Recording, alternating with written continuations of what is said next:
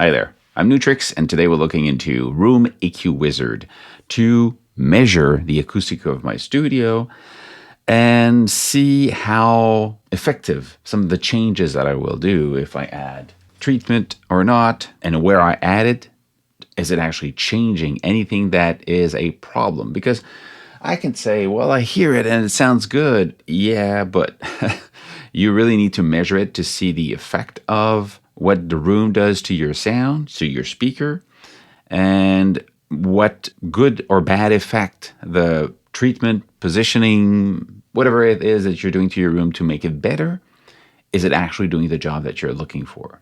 So in my case, the speakers are wider than they should be, maybe a little bit too closer to the front. I actually turned the speaker around so the tweeter would be closer to my ear level than it was. It was at the top first. It's not a big deal, but it's important when you start measuring.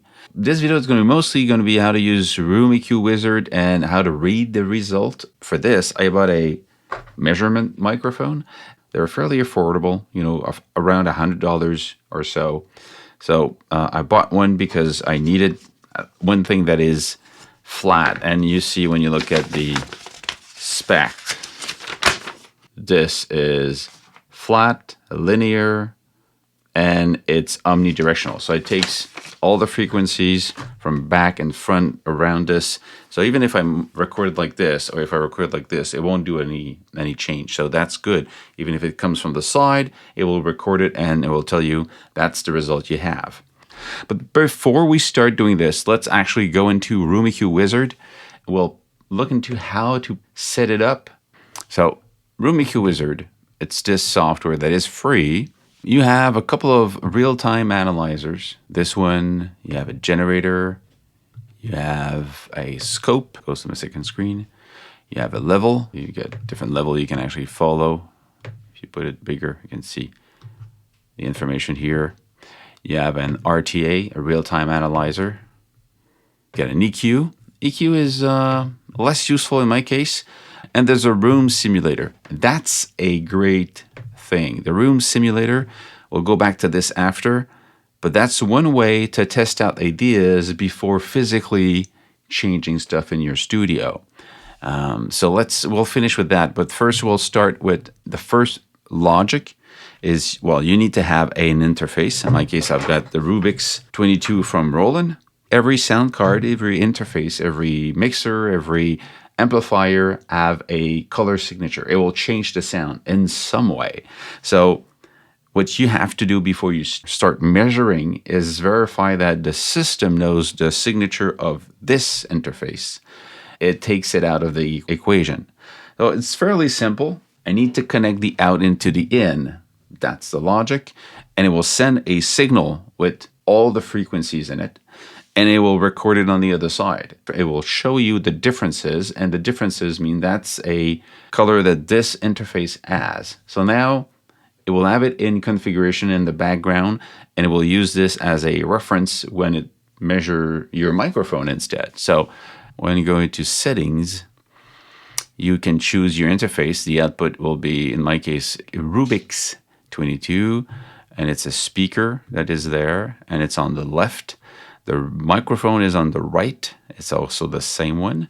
Now, the one thing I have to verify first is, in my case, I have a monitoring. A lot of interfaces, they have monitoring. So when you have something coming in the microphone, you also send it to the headphones on top of sending it to the output. So if you do this, you're going to have a feedback. So you have to verify that it's in my case, it's in stereo. No, it's in off mode. There's no monitoring. That's it. No monitoring, because you have monitoring here, direct monitoring, stereo or mono, and off. So I'm putting it off. Okay. So what we have to do is you go into Calibrate sound card, and they give you a small information saying, well, to do this, you need to do an external loop back. So basically you connect, and they say the loop back connection goes from the output channel that will be used for measurement, usually the right channel of the line in output, and the input that will be used for measurement, usually the right channel. So you try not to have the same one, because most card will have some type of feedback on one point, because you're playing back on left and recording on left. That's kind of weird. But if you playback on left and record on right is like having two mono tracks in a way. These are TRS, T-spring sleeve. So I'm going to need a TRS. So it takes the output 1, so which is left, send it to 2. Press next. You won't hear anything because it's just patched into this one. Next, we're going to have to verify the volume first. So it sends a signal in it. So you see it's actually red, so it's too loud. Bring it down to a softer one. Next, can now be measured. Okay. So it's sending all the frequencies and it stops. You see the line you have here? That's a perfect line. There's actually a little bit higher here and it drops a little bit. And then at the end here, it drops a little bit here. See the curve here? So it's mostly very, very stable. So it means that interface is very clean. And so it's spectrogram. Also, this one is interesting. Spectrogram is one way to look at audio. So this line here, the 0, and it's a very nice straight line. The fact that it's a line, it means that it's a stable from 20 hertz to 20,000 hertz. So it's a very good sound card. So it's very, very flat. And that's what we like to have. This now is going to be saved in the system as the calibration file for my Rubik's 22 interface. So I'm going to disconnect this. Now I'm going to send it to the back of my speaker.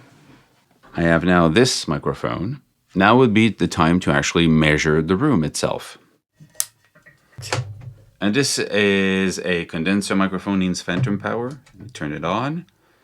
This, I'm going to have to go in, measure. Before we do this, I'm going to test, just check the levels. This might be loud for me.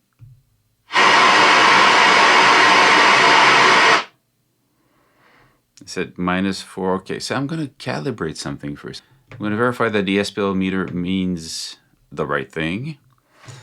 I'm going to go calibrate, and it's going to send a speaker signal. That's what I want to have. And I'm going to take out a real other measuring device. I've got my old school, that's an old piece of... I'm going to put it here, and I'm going to measure how loud this is, and I'm going to type in the same information in the calibration system so it knows that it's seen as being, I don't know, 80 dBs, or because if you don't, and you don't have the right volume, it doesn't understand that what you're doing is 80 or 60 or 100. It doesn't know. So you need at one point to calibrate the actual level of sound you have in your room. I'm going to go, okay. So that's the volume I had. I saw 88 on this, and I typed in 88. So now it knows the reference of how loud this actually is. Back into measuring. The sweep is what I want. So it's going to go from under than 20, so like 10. And it's going to sweep all the frequencies up to a little bit more than 20K. Now let's try this. Start now.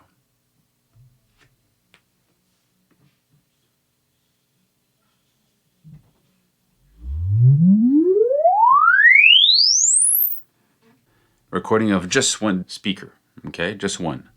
Under 10, we don't really care. Most of it stays around this line here. Over and a bit under. If I just look at the average, of course there's peaks and there's dips that are really important. When I see this here, I wonder two questions. Is it a signature of the speaker? Does the speaker has a dip here and there's nothing I can do about it?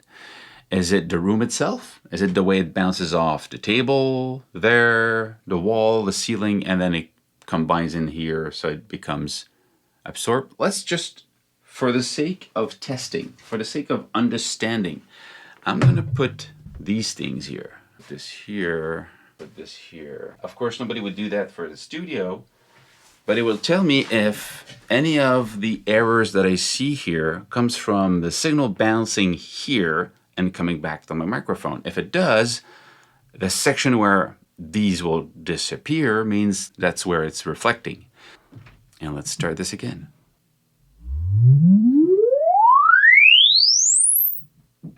Compare this to this.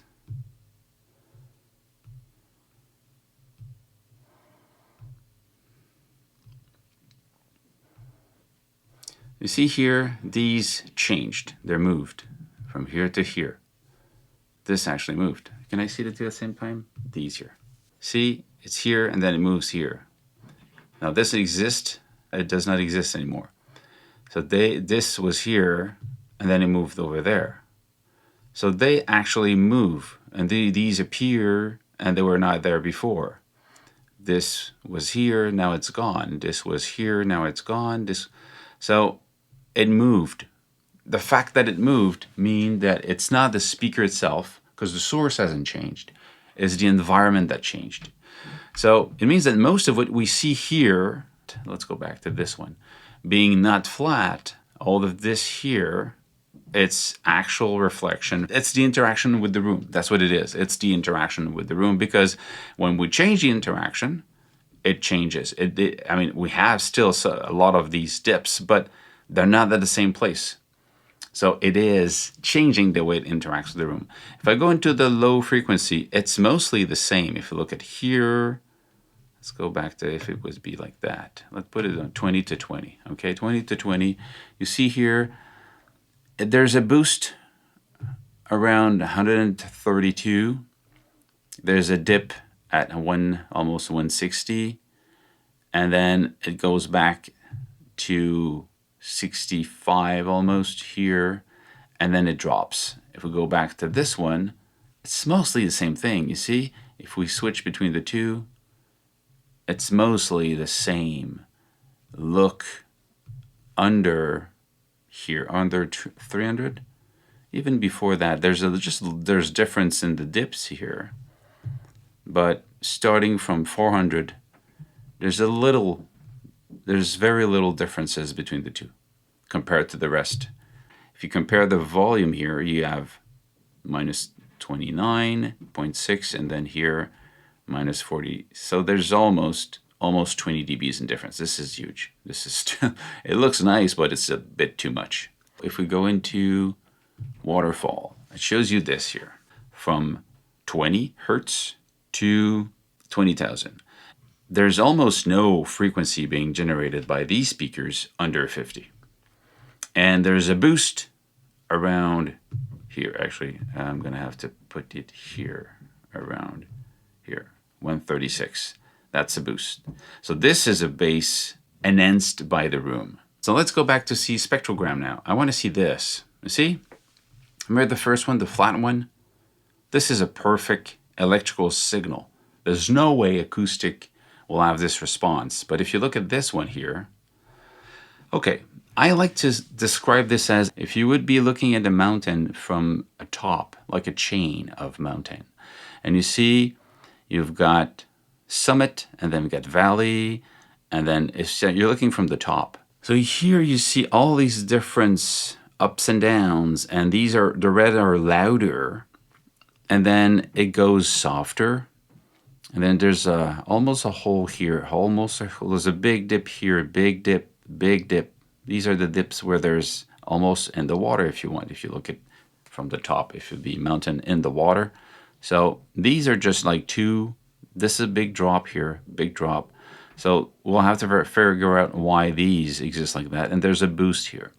So the boost, there's probably a boost because of the room. But then again, next things I would like to do is to verify that my speaker is flat enough. And the way I do this is I'm actually going to move my microphone closer so I capture less of the room. The speaker is fairly flat. I mean, of course there's a bump here and it goes down a little bit and then it goes up again and it goes up and up and up and up and up. We don't see all of these other movement that we see everywhere. And again, if you go closer, you see this is more linear than here where there's a drop and boost in it. So this frequency is definitely a problem of the room. This one, the drop here, the drop here. Whereas this is early reflection. What can we do about it? In the case of my speaker, in every images that we see, there's always a boost over 3000 or 2000. You see this line is just going higher and higher, and it rounds up. And we see clearer here, it just goes up and up and up and up and up. Okay, so what we have at the back of the speaker is a bunch of controllers. Control the DSP in it for the room. So there's a 0 dB change, minus 2 dB, and minus 4 dB. So it depends if you're in the middle of the room or closer to the wall or closer to the corner. In my case, I'm more like this. I'm going to move this to minus 4. And the low is flat. And you can also have plus or minus 6 dB on the mid and the high frequencies. So right now, I'm just going to put it back. What I see is that there's a drop in the volume of the bass.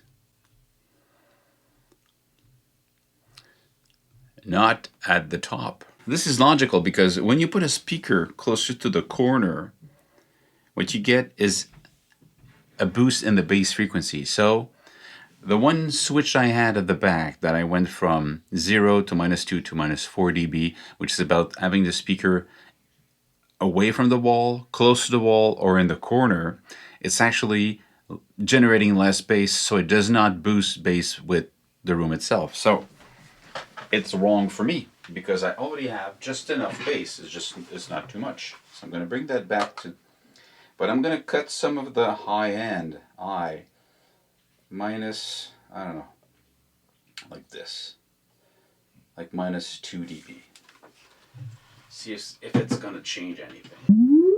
It seems to be closer between where this presence here and this presence here. If you compare it to this one was louder. I'm going to try something. I'm going to boost a little bit of the mid like this and bring down some of the eyes like this. Oh, that's nicer. See? It's more like a line compared to this one, which you had a little boost here, a drop here, and they went back up. Like this one now, it's closer to be... Okay, so the next question is about what should we do now? In my other video, I did talk about acoustic treatment to put on the walls, absorption, bass traps, ceiling. In my case, bass traps, I can live without it for now. I bought them, but they're too tiny. It's just, this is not enough to be a real bass trap. But I'm going to combine two of them together, and they're probably going to go either at the front or at the ceiling. So I'll see how I manage that. But the next question is to understand where I can change. Of course, if you can put treatment on the front, on the side, ceiling, and you can measure again. If you see the difference, it's going to be perfect. But can we simulate this? Yes, we can. There's this window called Room Simulator, this one here. You enter your measurements of your room. This is in meters in my case because I find it easier to measure in this way. I'm Canadian. Or you can have it in feet, it's your choice. So my room is very small. Now this here is about absorption, is how your room absorb. By default, we have something around 0.1, which is fairly, an empty room with flat gyps walls or, plaster walls. And this is where you position everything. You can actually click on the speakers and move them where you want. And you see as you move them, you see the problems or the reaction with the room changes. It shows you how the frequency will appear. Let's say we don't have everything. I just want to have the main, which is the result of all the frequencies combining together. This is the result. This is a huge dip here, a big plus. So because I've got the speakers here, if I move it closer to the wall, it changes. I put it in the corner, it changes. If I put it in front of me in mono, so it all changes where we put them. My listening point should be at 38%. This is where it should be. I should be here. And the angle should be 60, not 79. It should be 60 because we want it to be equilateral. It means that I'm so close to them. like just here. It should be at the corner of my table here and the corner of my table there. It's too close for me. It's just too close because I've got my computer here that you don't see. I've got a computer attached to the same stand at that screen here. And then I've got this setup where I have my iPad usually there. So I've got these three. So I'm going to have to rethink about where everything is laid out. I think that I'm going to have to put the iPad that should be here and the laptop under here and move that screen higher. So I'm going to have this in the center and I'm going to free up that space over here and over there. So even if it's not on the table, it's not in the line of sight or line of playback. So it's not going to be affected by the way the signal comes in. Now, if I have a sub, you click on sub, you see right away, boom, there's presence here. And it's mostly flat. Now, if I bring up the absorption, as I bring this one up, you see these are getting flatter and flatter. And let's say I bring the front absorption to 0.5. I put a lot of absorption to the front. Actually, some of them changed here. If I go on left, and I put a lot of absorption on left, 0.5, and on the right, 0.5. You see that the top end clears up. I mean, there has some stuff here. It just now is closer. But what's the most interesting is when all of this is done, if I bring up treatment on the ceiling, see how the big dips, this one here and this one here, actually start to cave in. So what it tells me, if I have to put a lot of treatment on one place, the ceiling is one, in my case, because it's so close to me. So I'm going to put stuff on the ceiling. Now, if you have a problem with bass, what's interesting about this software is you can actually take your sub and move the sub, and you see all these problems move away or a different place, depending on your positioning of your listening point. So as you move this here, you see that your bass. So let's say I would like to control this so I hear less of the problem of the dip that I have here. Well, if I move it here, it's cleaner. If I put it, it's still, so it's a question of figuring out how that sub interacts with the room. So this is a great way to test out theories, simulating before you actually go in and you try these things.